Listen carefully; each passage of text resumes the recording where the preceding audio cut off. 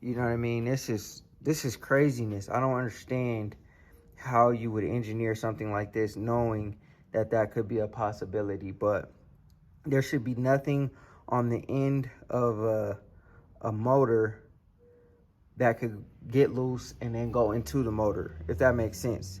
There should be no parts that could break loose and go into a motor. I've never heard of anything like that before, and these trucks cost a pretty penny for, you know what I'm saying, that type of stuff to happen. It's almost like they engineered it to happen so that you would either have to go back to Ram or whatever and buy a new motor or buy a new truck. What's good, grind schoolers? It's your boy Rav, and we back in the shop today. So today what we got going down is, man, we are going to fix the grid bolt situation with my truck.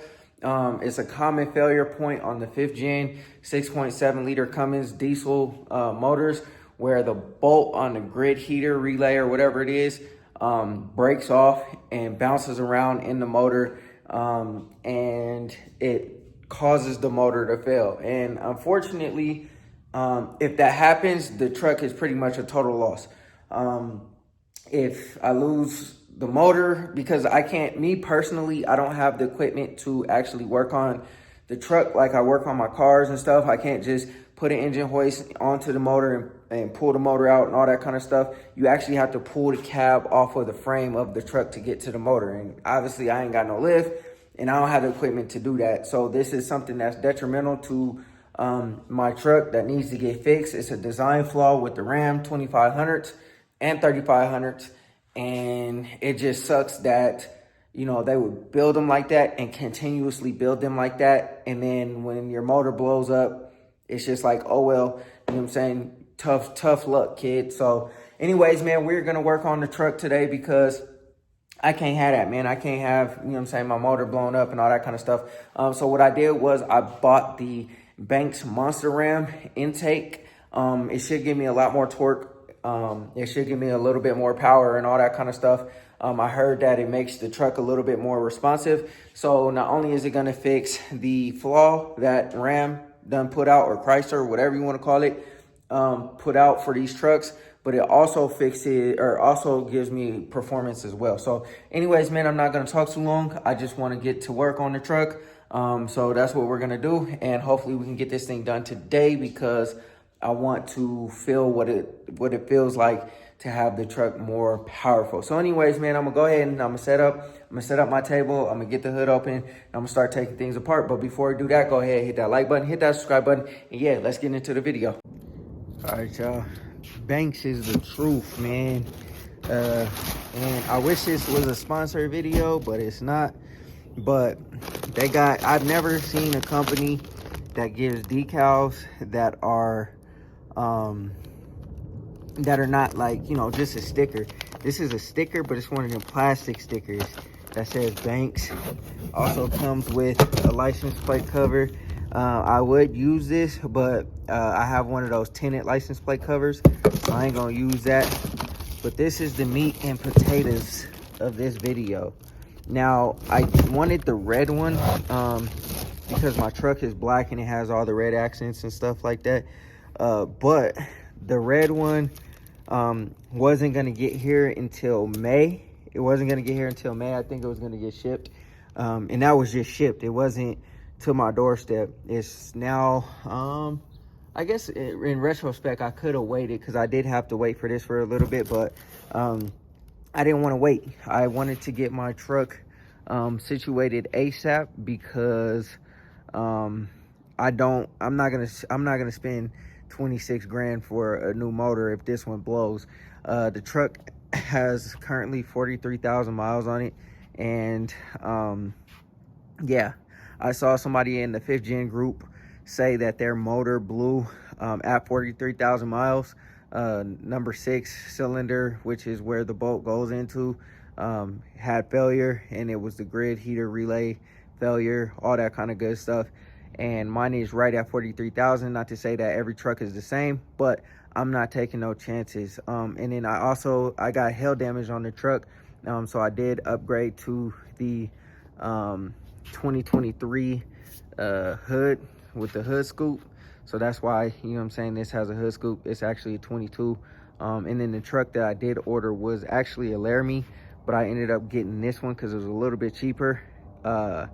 And I should have stuck with the Laramie because it had a sunroof, it had leather seats, the whole nine, all the bells and whistles. But I'm happy with my truck, so you know, tomato tomato. But we're gonna go ahead and install this bad boy, and you know what I'm saying, get it done. It's not too hot today. It's about 68 degrees, so you know what I'm saying, I am in the sun, but it's not too crazy hot. So I'm gonna go ahead and start taking things out. I'm gonna set it on the table so I have everything laid out.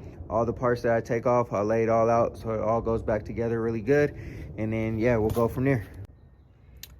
All right, so first things first is we got to start taking things apart. We got to get this out of there. I'm going to take the EGR off with the intake. And then I guess I'm going to have to take this off. Well, no. I could take this clamp off without having to take that off, I think. I gotta find all the clips. I'm gonna try not to break anything, because like any of these plastic clips, because you know what I'm saying, like I don't want to have to try to replace anything. But let me go ahead and start taking things apart, and then once I take everything apart, I'll show y'all what it looks like. This is my first time doing this, so I don't really know kind of, you know what I'm saying, what I'm doing. But you know what I'm saying, Banks gives you the instructions so that you can follow along, and then you know what I'm saying, we'll just see where we end up. So let me start taking things apart. All right, y'all, we were able to get this out. We're obviously gonna have to transfer all these parts to the new one, but for now we'll just leave it like that. But look at all that carbon buildup. It's like, man, oh man. Yeesh. Bank sends you comprehensive instructions. I'm not gonna go over how to do this because this is a lot. You gotta actually take out a lot, remove a lot of bolts and stuff like that. But Banks makes it real simple, real easy. And yeah, so anyways, yeah, that's what we gotta get to down there. This plate, we gotta get that out, so we don't have a failure, man. So there's a bunch of bolts that we got to take off. We got to take off them fuel lines. They tell you to take this off, but I don't really know why. You know what I'm saying? You could just move it out the way, because all you got to do is get to this plate, get those fuel lines out, get that little fuel rail, lift it up, and take all this stuff off. Like I said, I'm not really sure why you got to take off so much, even stuff on that side of the motor. I guess I'll find out in a second, but yeah, I mean, I don't know that you need to do that. So like I said, I guess I'll find out here in a minute. But for now, let me just keep working, forging ahead. I'm gonna take off these fuel lines, and then actually I'm gonna take off that rubber piece first, and then I'm gonna start taking out these fuel lines, take these bolts out, try to lift up this fuel rail, and then we should be able to get to this plate and take that off, and then we should be able to start putting everything back together. So let me go ahead and do that. I'm gonna cover up this boost tube with a rag. It says to cover it up with a rag, so I'm gonna go ahead and do that. And yeah, try not to mess anything up. So let me keep working, keep forging ahead, and hopefully have this thing done here pretty quick. It's rain everywhere, man. I got stopped due to the rain, so now I gotta, you know, try to knock this out because I need my truck. All right, y'all. That was a lot of work, but finally got this thing out. This is what we're trying to replace. This little bolt here. Stupid design flaw. I don't understand why they would make a failure point like that where a bolt can fall into the motor and tear the motor up. Stupid. You know what I'm saying? Like, there's engineers that aren't mechanics that they try to engineer these trucks or cars and everything to do whatever they want them to do, and they try to engineer them to the standards of the government and the EPA and all that other extra stuff. But man, It's so silly how they do these things, but whatever, it is what it is. Not for me to, you know what I'm saying, try to figure out, but we got it out. We got all the caps on. I didn't put the cap on the number 5. The number 5 injector or fuel hose or whatever you want to call it, because it's way back there and it's hard to get to. And then number 6, you don't take number 6 off as far as the fuel hose goes in the back. You just unhook it from the fuel rail. And unfortunately, with trying to get number 4 off, I had the wrench like this and I pushed it and the wrench came and smacked this. This was my only mishap. The fuel sensor, I cracked the top of it. I didn't crack like the parts where it clips in at, so it should be okay, like plugged in. And if not, I just replace it. I just looked it up. It's unfortunately $100, but you know what I'm saying, I didn't mess up anything else, fortunately for me. But I'm gonna go ahead and clean off the surface, because they say if you don't clean the surface, then you'll have air passing through. But I'm gonna go ahead and clean off the surface, and I'm gonna vacuum it out to the best of my ability, like all of that EGR, dirt, dust, everything. We'll try to get all that cleaned up, and then we'll start putting everything back together. All right, y'all, so now we got to transfer all of this old stuff to the new stuff. So right now I got this, and I'll probably put another one down here. I got the gasket setting up. Got some gasket maker on the other side, trying to let it tack up so that it holds on there nice and firm. It said to use some spray adhesive, wait 3 minutes or whatever, but I don't have spray adhesive, but I do have a gasket sealer, so that should work just fine.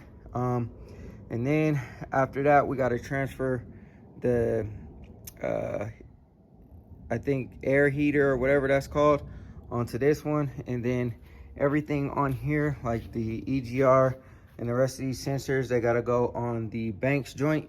So I'm gonna start transferring this stuff over to that one right now, while this is all setting up and everything. I don't know how long this is gonna have to dry, because it's not the spray adhesive, it's the gasket sealer. So I'm gonna leave it like this for a minute, and I might not even get to finish this today. I might just go ahead and cover up the port that this goes over and call it good today, because this was a lot of work just to get everything off and done. But you can see the size difference between this and this, and look how restrictive that is. And I know everybody that has made a video on this particular thing has said that, but you know what I mean, this is craziness. I don't understand how you would engineer something like this knowing that that could be a possibility. But there should be nothing on the end of a motor that could get loose and then go into the motor, if that makes sense. There should be no parts that could break loose and go into a motor. I've never heard of anything like that before, and these trucks cost a pretty penny for, you know what I'm saying, that type of stuff to happen. It's almost like they engineered it to happen so that you would either have to go back to Ram or whatever and buy a new motor or buy a new truck. You know what I'm saying? That's what it kind of seems like, you know what I'm saying? Because even still to this day, knowing that that is a possibility and knowing that that happens, they still engineer it like this. They still sell the trucks with this grid bolt heater thing, you know what I'm saying? And there was already a issue with this grid bolt heater with the trucks catching on fire. And instead of engineering something different, a different design, they just replaced the relay. And, you know what I'm saying, called it good. So it's like, okay, cool. Either my truck's going to catch on fire or I'm going to blow the motor. You know what I'm saying? You pick. So I'm glad that I was, you know what I'm saying, doing my due diligence, and I figured this out before it was catastrophic failure, because I would have been pissed. You know what I'm saying? And my truck doesn't have a warranty on it no more because we're out of warranty. So, you know what I'm saying, they probably would have been like, tough luck, kids. So, but anyways, let me go ahead and finish up.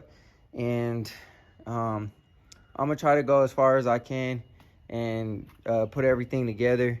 That rain really kind of messed things up pretty bad, but you know, it is what it is. You know, we got everything apart, so, and now we're just letting this set up, and you know, we'll go from there.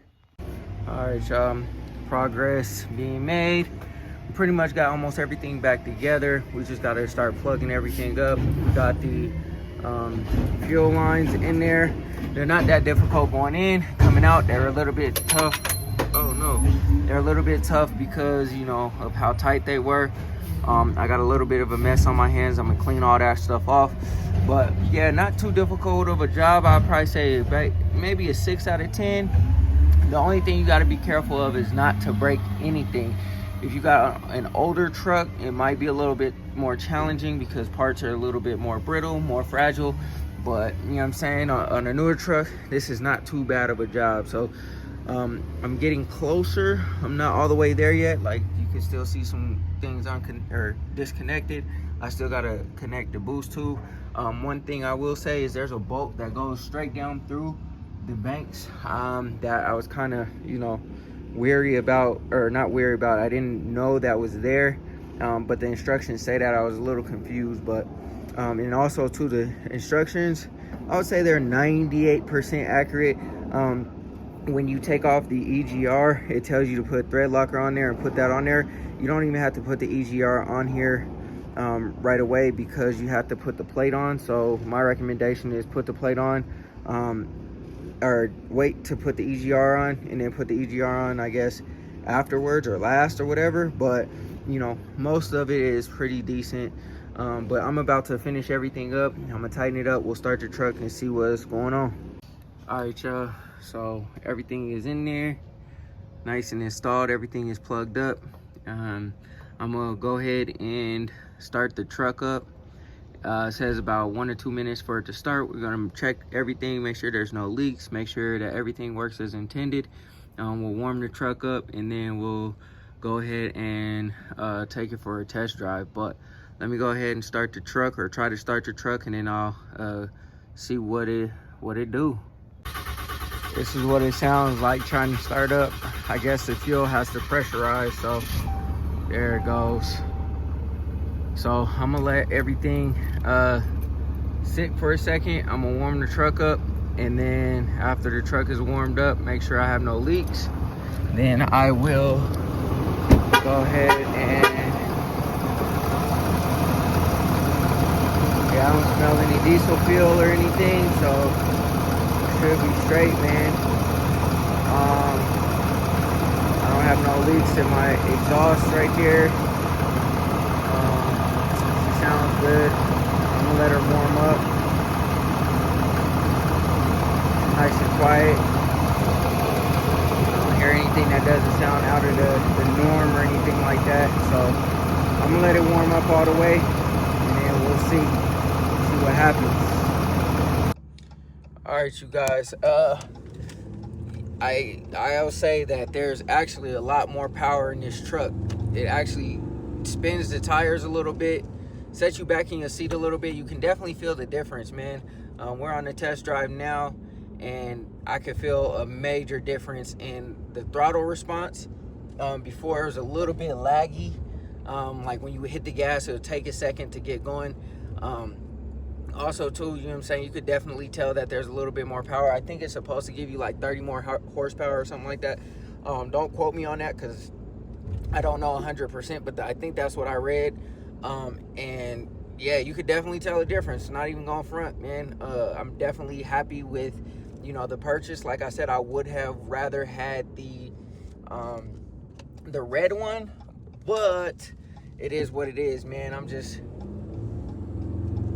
oh man, yeah, you could definitely tell the difference in the power, man. Like, this thing gets up and goes.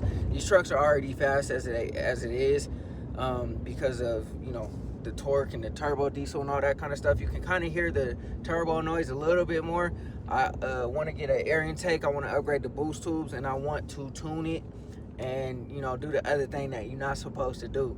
I think that'll probably give me about another extra 100 horsepower supposedly if I did all that, you know, like I'm not racing a truck or nothing like that, but it definitely helps to have more power out on this road, especially when you need to get up and go, make a turn, or you need to, you know what I'm saying, get up and go and get out in front of somebody or something like that that's trying to be stubborn and not let you over. It definitely makes a huge difference. So, like I said, man, I'm happy with the purchase.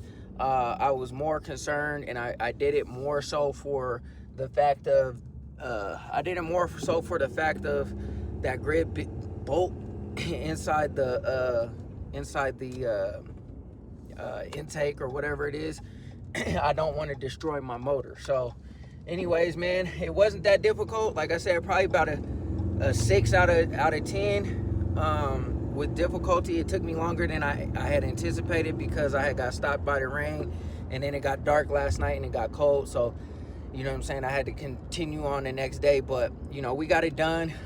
We only broke that little plug, which, you know, it's not that big of a deal.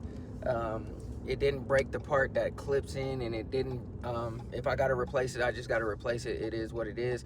I was just more so concerned about any leakage or anything like that. But we about to go ahead and turn it on in, y'all. I hope y'all enjoyed the video, man. Go ahead, hit that like button, hit that subscribe button, and always remember, work hard so you can live free.